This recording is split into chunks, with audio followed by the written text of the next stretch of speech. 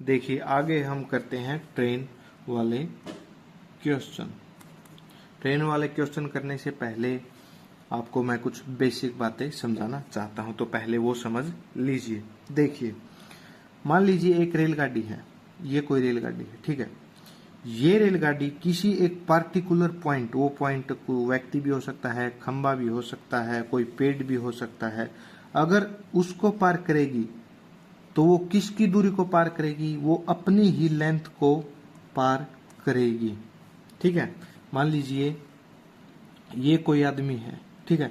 अब यहां से ट्रेन आ रही है तो वो इसको पार करेगी ना, तो इसका जो डिस्टेंस होगा ना कि ट्रेन ने कितना डिस्टेंस कवर किया, तो वो होगा खुद ट्रेन की लेंथ, मतलब ट्रेन की लेंथ ऑफ ट्रेन होगा डिस्टेंस। अगर वो किसी खंबे को, पेड़ को या फिर मनुष्य को पार करती है तो जो डिस्टेंस होगा ना वो क्या होगा? खुद जो ट्रेन है उसकी लेंथ, ठीक है। अब देखिए, अगर यही ट्रेन मान लीजिए किसी प्लेटफॉर्म को, यही ट्रेन मान लीजिए किसी प्लेटफॉर्म को पार कर रही है या फिर किसी गुफा को पार कर रही है, ठीक है, या फिर किसी पुल को पार कर रही है, तब इसका डिस्टेंस होगा खुद ट्रेन की लेंथ प्लस में जो वो जिस ब्रिज को पार कर रही है, जिस प्लेटफॉर्म को पार कर रही है, जिस पुल को पार कर रही है या फिर जिस गुफा को पार कर रही है, साथ में उसकी लंबाई। ये होगा टोटल डिस्टेंस, ठीक है। मतलब यहाँ पे जो डिस्टेंस होगा ना वो क्या होगा? प्लेटफॉर्म प्लस ट्रेन, और यहाँ पे जो डिस्टेंस होगा ना वो होगा सिर्फ ट्रेन की लेंथ, और यहाँ पे जो डिस्टेंस होगा वो प्लेटफॉर्म प्लस ट्रेन। अब देखिए, अगर कोई एक रेलगाड़ी किसी दूसरी रेलगाड़ी को पार कर रही है तब क्या दूरी होगी? मान लीजिए ये कोई ट्रेन है और ये कोई इससे आगे कोई दूसरी ट्रेन है, अब ये इसको पार कर रही ना, तो यहाँ पर जो डिस्टेंस होगा ना वो होगा ट्रेन 1 प्लस ट्रेन 2 की जो लंबाई है ना उनका सम, ठीक है। और यही ट्रेन अगर दूसरे ट्रेन में बैठे हुए व्यक्ति को पार कर रही है तब जो डिस्टेंस होगा ना वो ट्रेन की लंबाई होगा। मैंने आपको 4 बातें समझा दी, अब मैं आपको दोबारा फिर से समझा देता हूं क्योंकि ये बेसिक है। यदि कोई ट्रेन किसी आदमी को, किसी खंबे को या फिर किसी पेड़ को पार कर रही है तो वो कितनी दूरी तय करेगी? वो उसकी खुद की ही ट्रेन की जो लंबाई है उसकी दूरी को तय करेगी, ठीक है। अगर वही ट्रेन किसी प्लेटफॉर्म को, किसी पुल को, किसी गुफा को पार कर रही है तो जो डिस्टेंस होगा वो होगा उस प्लेटफॉर्म की लंबाई और ट्रेन की लंबाई का सम। अगर 2 ट्रेन आपस में पार कर रही है तो दूरी होगी ट्रेन पहले की लंबाई, ट्रेन दूसरी की लंबाई का सम, ठीक है। और अगर कोई व्यक्ति किसी ट्रेन में बैठा हुआ है और दूसरी ट्रेन उसको पार कर रही है तब डिस्टेंस क्या होगा? ट्रेन की लंबाई, ठीक है। ये 4 बातें मैंने आपको समझा दी। अब आप क्वेश्चन देखिए, उसके हिसाब से और भी आप बेटर समझेंगे। माफ कीजिएगा, मैंने सोचा कैमरा ऑन है बट कैमरा ऑन नहीं था, इस करके मैंने क्वेश्चन बिना कैमरे के ही समझा दिया। तो मैं आपको एक बार फिर से समझा देता हूँ। देखिए, 300 मीटर लंबी एक ट्रेन 72 किलोमीटर पर आवर की चाल से चल रही है, तो एक व्यक्ति को पार करने में कितना समय लेगी? अब देखिए, अब मैंने आपको बताया था कि कोई भी ट्रेन अगर व्यक्ति को पार कर रही है, मैन को पार कर रही है, तो वो कितनी दूरी तय कर रही है? वो खुद की जो उस ट्रेन की लंबाई है ना उतनी ही दूरी तय कर रही है। तो ट्रेन की लंबाई कितनी है? 300 मीटर, मतलब उसको कितना एरिया कवर करना है? 300 मीटर का एरिया कवर करना है, ठीक है। और कितने समय में, मतलब टाइम हमें निकालना है। तो डिस्टेंस तो हमें पता चल गया 300 मीटर, बाय में स्पीड आएगी तभी तो टाइम निकालेंगे। स्पीड क्या है? 72 किलोमीटर पर आवर, बट इसको मीटर पर सेकंड में बदलेंगे क्योंकि डिस्टेंस मीटर में है। तो गुना में 5/18, 18 चौके 72, 5 चौका 20, मतलब 20 मीटर पर सेकंड के हिसाब से वो चल रही है और 300 मीटर की दूरी उसे तय करनी है। तो कितना समय लेगी? 15 सेकंड, ठीक है। चलिए आपको मैं एक क्वेश्चन और कराता हूं इसी टाइप का। अब देखिए, एक ट्रेन 50 किलोमीटर पर आवर की चाल से चल रही है। रेलगाड़ी एक व्यक्ति को जो रेलगाड़ी की विपरीत दिशा में 4 किलोमीटर पर आवर की चाल से चल रहा है तो उसको 50 सेकंड में पार कर जाती है, तो ट्रेन की लंबाई बताएं। इसमें क्या गिवन है? ट्रेन की स्पीड गिवन है, जो आदमी है उसकी स्पीड गिवन है। अच्छा, उस व्यक्ति को जो ना 50 सेकंड में पार कर जाती है, ट्रेन की हमें लंबाई बतानी है। अब देखिए, मैंने आपको पिछले क्वेश्चन में बताया था कि अगर कोई भी ट्रेन किसी व्यक्ति को पार करती है तो वह कितनी दूरी तय करती है? वो खुद की ही लंबाई को कवर करती है, तो खुद की लंबाई ही हमें निकालना है।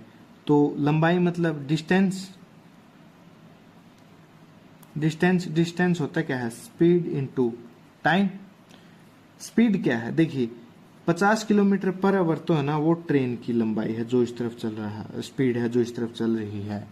अच्छा, जो आदमी है उसकी जो स्पीड है ना वो 4 किलोमीटर पर आवर है जो इस तरफ चल रहा है, मतलब एक दूसरे के अपोजिट है। अगर अपोजिट है तो जो रिलेटिव स्पीड होगी क्या होगी? ऐड हो जाएगी। अगर ऐसे चल रहे हैं तो रिलेटिव स्पीड क्या होगी? ऐड हो जाएगी। मतलब 50 तो इसकी है और 4 इसकी हो गई, तो मतलब 54 किलोमीटर पर आवर। बट जो समय है वो सेकंड में है तो मीटर पर सेकंड में कन्वर्ट कर लेंगे, तो 5/18 से गुणा।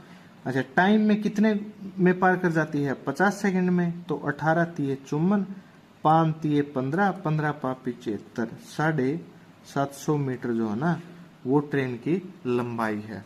ठीक है, ट्रेन की स्पीड गिवन है, मैन की स्पीड गिवन है और मैन को 50 सेकंड में पार कर जाती है। अगर किसी आदमी को 50 सेकंड में पार करती है, इसका मतलब क्या है? वो खुद की ही दूरी को पार कर रही है। खुद की दूरी का क्या मतलब है? उसकी खुद की लंबाई, मतलब उसकी डिस्टेंस। तो डिस्टेंस क्या होता है? Speed into time. स्पीड क्या है? ऐसे है तो रिलेटिव स्पीड क्या होगी? ऐड हो जाएगी। 50 और 4 54। ये किलोमीटर पर आवर है तो इसको मीटर पर सेकंड में बदलेंगे, तो 5/18 से गुणा, इससे काटा 3, 5 तिये 15। अच्छा, 50 सेकंड में टाइम कितना है? 50 सेकंड, तो 15 पापी 75, 750 मीटर इस क्वेश्चन का आंसर है। अब ये देखिए नेक्स्ट टाइप जो कि प्लेटफॉर्म वाला है। अब देखिए 250 मीटर की लंबाई वाली एक ट्रेन 90 किलोमीटर पर आवर की चाल से चल रही है और एक प्लेटफॉर्म को 50 सेकंड में पार कर जाती है, तो प्लेटफॉर्म की लंबाई बताएं। अब मैंने आपको समझाया था कि जब कोई भी ट्रेन प्लेटफॉर्म को पार करती है तो वह कितनी दूरी तय करती है? ट्रेन की लंबाई प्लस प्लेटफॉर्म की लंबाई। तो यहाँ पे जो डिस्टेंस होगा वो क्या होगा? ट्रेन की लंबाई प्लस प्लेटफॉर्म की लंबाई। और जो डिस्टेंस होता है वो किसके बराबर होता है? ये क्या डिस्टेंस किसके बराबर होता है? स्पीड इनटू टाइम के। तो ट्रेन की लंबाई में गिवन है 250 मीटर, प्लेटफॉर्म की हमें निकालनी है। स्पीड क्या है? 90 किलोमीटर पर आवर, बट इसको मीटर में है तो मीटर में कन्वर्ट करेंगे तो 5/18 से गुणा। और टाइम कितना लेते हैं? 50 सेकंड, तो 18 5 90, पापा 25, 25 पंजा 125, 1250, 250 प्लस पी प्लेटफॉर्म की लंबाई इक्वल 1250, तो प्लेटफॉर्म की लंबाई कितने आ जाएगा? 1000 मीटर। दोबारा समझ लीजिए, अब कोई भी ट्रेन जो ना वो जब कभी भी प्लेटफॉर्म को, किसी पुल को, किसी गुफा को पार करती है तो कितनी दूरी तय करती है? ट्रेन की लंबाई प्लस प्लेटफॉर्म की लंबाई। तो डिस्टेंस यहाँ पे क्या है? ट्रेन की लंबाई प्लस प्लेटफॉर्म की लंबाई is equal to speed into time. Train की लंबाई 250 मीटर है, प्लेटफॉर्म पी, स्पीड क्या है? 90, बट इसको मीटर पर सेकंड में कन्वर्ट करें तो 5/18, पार कितने समय में करती है? 50 सेकंड में। तो 250 प्लस पी, ये काटा पीटा करा तो 1250, प्लेटफॉर्म की लंबाई ये 250 उधर जाके माइनस हो जाएगा 1000 मीटर। तो ये थी हमारी आज की क्लास। मैंने दो से 3 क्वेश्चन और करवा रखे हैं, वो दूसरे प्रकार के हैं, वो मैं इसी वीडियो में ऐड कर रहा हूं। बाकी इस टाइप के क्वेश्चन हम अगली क्लास से लेके चलेंगे। तो आपको क्लास कैसी लग रही है मुझे कमेंट सेक्शन में कमेंट करके जरूर बताएं। और चैनल, तो आइए आज हम देखते हैं नेक्स्ट टाइप। एक व्यक्ति 4 घंटे तक 30 किलोमीटर पर आवर की चाल से चलता है, अगले 6 घंटे तक 40 किलोमीटर पर आवर की चाल से चलता है। यदि वह अभी तक कुल दूरी का 3/4 भाग दूरी तय कर चुका है तो शेष दूरी को किस चाल से चले कि वह 3 घंटे में तय कर ले। देखिए इसमें क्या गिवन है, इसमें गिवन है कि एक व्यक्ति है जो 4 घंटे में कितनी दूरी तय करता है, 30 किलोमीटर पर आवर की चाल से तय करता है। तो वह कितने किलोमीटर चला, 120 किलोमीटर। भाई 1 घंटे में 30 किलोमीटर चला तो 4 घंटे में कितने चला, 120 किलोमीटर। उसी प्रकार अगले 6 घंटे तक 40 किलोमीटर पर आवर की चाल से चलता है तो 6 घंटे में कितनी दूरी तय करेगा, 40 किलोमीटर पर आवर के हिसाब से 240 किलोमीटर। टोटल कितने चल दिया हो, 360 किलोमीटर। अब देखिए ये जो 360 किलोमीटर है ना वो कुल दूरी का 3/4 भाग है। कहने का मतलब है 3/4 भाग की वैल्यू जो है ना वो 360 है। अब देखिए कुल वैल्यू है 4, उसमें से 3 भाग की दूरी 360 है। कुल वैल्यू 4 है, 3 भाग की दूरी 360 है, तो बच गया कितना, 1/4 भाग। तो इसकी दूरी कितनी होगी, 360 गुणा में 1/4 गुणा में 4/3। 360 गुणा में ये आके ऊपर वाला नीचे, नीचे वाला ऊपर, तो 4 से 4, 3 से काटेंगे तो 120। मतलब जो 120 किलोमीटर पर आवर की दूरी क्या है, शेष रह गई है। अच्छा अब उसने पूछा है कि 120 किलोमीटर पर आवर की 120 किलोमीटर की जो दूरी है ना उसको 3 घंटे में तय करता है, तो उसकी स्पीड क्या है। तो सीधी सी बात है स्पीड क्या होता है, डिस्टेंस अपॉन टाइम। डिस्टेंस कितना है 120, टाइम क्या है 3 घंटे, तो क्या स्पीड होगी 40 किलोमीटर पर आवर की चाल से वो शेष दूरी को तय करेगा। ठीक है, तो ये था हमारा नेक्स्ट टाइप। बी की चाल ए की चाल का 4 गुना है। एक निश्चित दूरी को तय करने में ए को बी से 15 मिनट अधिक समय लगता है, तो उसी दूरी को तय करने में बी कितना समय लेगा। देखिए एक इस टाइप के जो क्वेश्चन होते हैं ना उसमें हमें क्या देखना होता है, उसमें हमें देखना होता है कि जो दूरी है ना वो बराबर है या फिर नहीं। अब देखिए निश्चित दूरी को तय करने में ए को बी से 15 मिनट अधिक समय लगता है, तो उसी दूरी को, अब देखिए डिस्टेंस बराबर है, अगर डिस्टेंस बराबर है तो डिस्टेंस क्या हुआ, कांस्टेंट।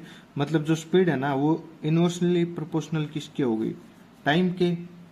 भाई स्पीड किसके होता है, डिस्टेंस अपॉन टाइम। डिस्टेंस क्या है, कांस्टेंट। अगर डिस्टेंस जो है कांस्टेंट है तो स्पीड किसके इनवर्सली प्रोपोर्शनल होगी, टाइम के। अब हमें क्या है, टाइम दिया हुआ है या फिर स्पीड। अब वो आप वो देखिए हमें स्पीड दी हुई, क्या दी हुई है, बी की चाल है ना ए की चाल का 4 गुना है। तो मान लीजिए speed of A, speed of B. A की स्पीड कितनी है 1 और बी की कितनी है 4, क्योंकि बी की चाल जो ना वो 4 गुना है। ठीक है, तो स्पीड ऑफ ए क्या है 1 और स्पीड ऑफ बी क्या है 4।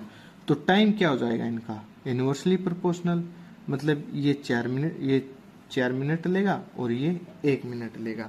ये इनका टाइम का रेशियो हो गया। अब देखिए हमारे अनुसार बी ने ए से कितना कम समय लिया, या फिर हमारे अनुसार ए ने बी से कितना अधिक समय लिया, 15 मिनट अधिक लिया। बट ये बोल रहा है कि 15 मिनट लिया, लेकिन हमारे अनुसार कितने अधिक लिया, 3 लिया। मतलब 3 की वैल्यू कितनी क्या आ गई 15, मतलब 5 गुना। तो पूछा क्या है बी को कितना समय लेगा, तो गुणा 5, 5 मिनट। दोबारा समझिए आप ये सवाल, speed of A speed of B 1:4 दे रखी है। ठीक है, अब टाइम अगर डिस्टेंस कांस्टेंट है तो स्पीड और टाइम क्या होंगे, इनवर्सली प्रोपोर्शनल हो गए। स्पीड ये है तो टाइम क्या होगा 4:1। हमारे अनुसार कितने समय का डिफरेंस है 3 का, बट ये बोल रहा है कि 15 का। तो 3 की वैल्यू क्या आ गई 15, मतलब 5 गुना। तो 1 की वैल्यू कितनी आएगी 5 मिनट। ये हमारा आंसर है। देखिए एक निश्चित दूरी को तय करने में बी को ए से 30% कम समय लगता है। यदि ए की चाल 42 किलोमीटर पर आवर हो तो बी की चाल बताएं। देखिए सेम वही है, इसमें भी क्या है, दूरी जो है ना सेम ही है, अगर दूरी सेम है तो स्पीड जो है किसके इनवर्सली प्रोपोर्शनल होगी, टाइम के। अब इसमें क्या दे रखा है वो आप देखिए, इसमें हमें ना स्पीड भी गिवन है और जो समय है ना वो 30% कम लगता है। आप इसका टाइम निकाल लीजिए एक बार। टाइम जो ना जैसे 100% है, मान लीजिए टाइम 30% कम का क्या मतलब हुआ, 70। मतलब पहले 10 लगता था, अब 7 लगता है। अब ये किसका क्या टाइम है वो समझिए। बी को कम समय लगता है ए से, मतलब बी का समय जो है ना वो तो हो गया 7, और 10 जो समय किसका है, ए का। मतलब टाइम ऑफ ए अनुपात टाइम ऑफ बी 10:7। 30% कम होने का मतलब हो गया 100 में से 30 कम, मतलब 70, मतलब 10 से 7। अब बी को कम समय लगता है तो बी की वैल्यू 7, और ए को ज्यादा लगता है, सीधी सी बात से, तो 10। Time of A time of B, तो स्पीड का रेशियो क्या होगा इनका, इसका इनवर्सली प्रोपोर्शनल, मतलब 7:10। अब एक स्पीड में गिवन है 42, मतलब 7 की वैल्यू क्या दे रखी है 42, मतलब 7 से 42, तो 10 की वैल्यू क्या होगी 60 किलोमीटर पर आवर। यही हमारा आंसर है।